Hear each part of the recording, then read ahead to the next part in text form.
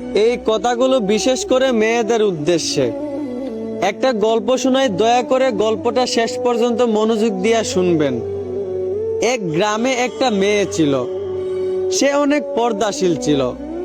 মেয়েটা সবসময় আল্লাহর কাছে দোয়া করত, আল্লাহ আপনি স্বামী হিসাবে আমার জীবনে এমন একটা ছেলে দিয়েন যেই ছেলে আমার পর্দা রক্ষা করতে পারবে। একদিন একটা ছেলে মেয়ের সামনে গিয়া বলল, আমি আপনাকে বিয়ে করতে চাই, আপনার পর্দা আমি রক্ষা করব। মেয়েটা রাজি হয়ে গেল, তাদের বিয়ে হয়ে গেল। প্রথম প্রথম তাদের সংসার ভালোই চলতেছিল। ছেলেটা খেতে কাজ করত, মেয়েটা গড়ে কাজ করত। ছেলেটা মেয়েটার পর্দা রক্ষা করত। এইভাবে 1 বছর কেটে যাওয়ার পর তাদের ঘরে একটা সন্তান জন্ম নেয়। তারা অনেক খুশি হয়েছিল। সন্তান জন্ম নেওয়ার কিছুদিন পর ছেলেটা মেয়েটাকে বলে উঠল, দেখো আমি একা খেতে কাজ করি, আমার কষ্ট হয়ে যায়, তুমি একটু কষ্ট করে খেতে আমার জন্য খাবারটা নিয়ে যেও। মেয়েটা রাজি হয়ে গেল। তারপর থেকে প্রতিদিন মেয়েটা তার স্বামীর জন্য খেতে খাবার নিয়ে যাইত। এইভাবে তার অর্ধেক পর্দা ভঙ্গ হয়ে যায়। এইভাবে আরো 1 বছর কেটে যাওয়ার পর তাদের ঘরে আরো একটা সন্তান জন্ম নেয়। তখনও তারা অনেক খুশি ছিল। তার কিছুদিন পর ছেলেটা আবারও মেয়েটাকে বলে উঠল, দেখো এখন আমাদের ফ্যামিলিটা একটু বড় হয়ে গেছে, আমার পক্ষে একা কাজ করা আর সম্ভব না, তুমি একটু কষ্ট করে আমার সাথে খেতে কাজে একটু হেল্প করবা। মেয়েটা তখনও রাজি হয়ে গেল। তারপর থেকে প্রতিদিন মেয়েটা তার স্বামীর সাথে খেতে কাজ করত। এইভাবে মেয়েটার পুরো পর্দাই ভঙ্গ হয়ে যায়। এইভাবে আরো 1 বছর কেটে যাওয়ার পর তাদের ঘরে আরো একটা সন্তান জন্ম নেয়। মোট 3টা সন্তান, 3টাই ছিল ছেলে সন্তান। তারা 3জনই একটা পর্যায়ে দেখতে দেখতে অনেক বড় হয়ে যায়। তারা স্বামী স্ত্রীও একটা পর্যায়ে প্রায় বৃদ্ধ হয়ে যায়। একদিন তারা স্বামী স্ত্রী ঘরের বারান্দায় বসে গল্প করতেছিল। হঠাৎ করে মেয়েটার স্বামী হাসতে হাসতে বলে উঠল, দেখো তোমার কি মনে আছে, বিয়ের আগে তুমি বলেছিলে তুমি সেই ছেলেকে বিয়ে করবে যেই ছেলে তোমার পর্দা রক্ষা করতে পারবে।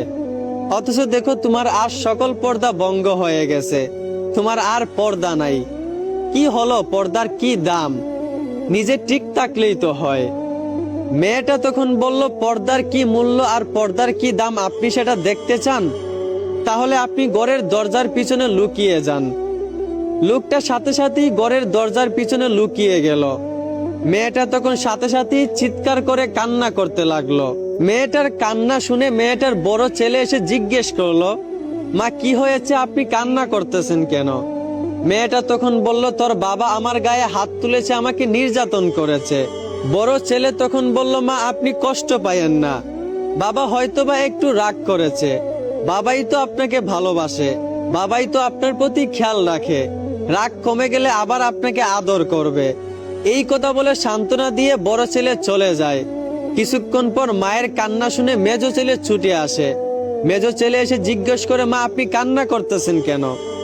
মেয়েটা তখন বলল, তোর বাবা আমার গায়ে হাত তুলেছে। এই কথা শুনেই মেজো ছেলে রাগে বলতে লাগলো, বাবার এত বড় সাহস, আজ যদি কাছে পাইতাম বাবাকে লাঠি দিয়ে মারতাম। এই কথা বলেই মেজো ছেলে চলে যায়। তাদের এই কথাবার্তা মেয়েটার স্বামী দরজার আড়াল থেকে শুনতেছিল। মেয়েটার কান্না শুনে কিছুক্ষণ পর তাদের ছোট ছেলেটাও চলে আসে। এসে জিজ্ঞেস করে, মা আপনি কান্না করতেছেন কেন? মেয়েটা বলল, তোর বাবা আমার গায়ে হাত তুলেছে। ছোট ছেলে তখন রাগে বলে উঠলো, বাবার এত বড় সাহস! সে তখন একটা লাঠি নিয়ে তার বাবাকে খুঁজতে লাগলো মারার জন্য। এইভাবে কিছুক্ষণ খোঁজাখুঁজি করার পর গালি দেওয়ার পর ছোট ছেলেও চলে যায়। তারপর লোকটা দরজার আড়াল থেকে কাঁদতে কাঁদতে বের হয়। মেয়েটা তখন বলল, এইবার কি আপনি বুঝতে পারছেন পর্দার মূল্য কতটুক, পর্দার দাম কতটুক? বড় ছেলে যখন জন্ম হয়েছিল তখন আপনি আমাকে পুরোপুরি পর্দায় রেখেছিলেন, তাই বড় ছেলে আপনার সম্মানও রেখেছে, আমার সম্মানও রেখেছে, সে আমাকে সান্ত্বনা দিয়েছে। আর মেজো ছেলে যখন জন্ম হয়েছিল তখন আমি অর্ধেক পর্দায় ছিলাম, তাই সে আমার সম্মান রেখেছে, কিন্তু আপনাকে গালিগালাজ করেছে, আপনার সম্মান রাখে নাই। আর ছোট ছেলে যখন জন্ম হয়েছিল তখন আমি পুরোপুরি বেপরদায় ছিলাম, তাই সে আমার সম্মানও রাখে নাই, আপনার সম্মানও রাখে নাই। আমার সামনে আপনাকে গালিগালাজ করেছে, আপনাকে মারার জন্য খুঁজেছে, সে কারো সম্মান খুঁজে নাই। আপনি কি এখন বুঝতে পারছেন পর্দার কতটুকু মূল্য আর পর্দার কতটুকু দাম? মেয়েটার স্বামী তখন কাঁদতে কাঁদতে তাকে জড়িয়ে ধরে বলল, হ্যাঁ আমি বুঝতে পারছি পর্দার কতটুকু সম্মান আর পর্দার কতটুকু দাম। তো এই কথাগুলো বলার উদ্দেশ্য হচ্ছে, আমার বোন একটু বিবেক দিয়ে চিন্তা করেন, আপনারা এই গল্প থেকে শিকার চেষ্টা করেন। আপনারা যারা স্বাধীনতার নামে বেপরদায় রাস্তাঘাটে চলতেছেন, বোন দয়া করে পর্দায় থাকেন।